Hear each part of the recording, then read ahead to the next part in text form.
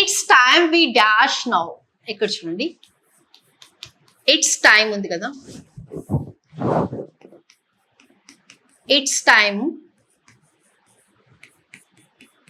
It's about time,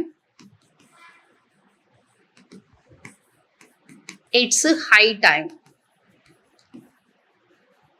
జనరల్గా ఈ మూడుని use చేస్తాము, కానీ ఇది స్లైటర్ అర్జెన్సీ, ఇది కొద్దిగా కంపారిటివ్లీ దీనికన్నా కొద్దిగా స్ట్రాంగ్ అర్జెన్సీ, ఇది ఇంకా హై అర్జెన్సీని క్రియేట్ చేసేటప్పుడు యూజ్ చేస్తాం.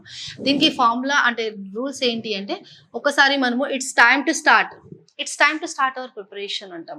అంటే 2+V1 కూడా వస్తుంది, లేదంటే సబ్జెక్ట్ ప్లస్ V2 వస్తుంది. ఇక్కడ సబ్జెక్ట్ ప్లస్ V2, ఇక్కడ సబ్జెక్ట్ ప్లస్ V2. బట్ ఇది హయ్యర్ అర్జెన్సీ, హయ్యర్గా, ఇది స్ట్రాంగర్, దీనికన్నా స్ట్రాంగర్. ఇదేమో ఇంకా చాలా ఇమీడియట్గా కావాలనేసి, ఇదేమో స్ట్రాంగర్ కంపేర్ టు ఇది, ఇదేమో స్లైట్ అర్జెన్సీ, స్లైట్ అర్జెన్సీ.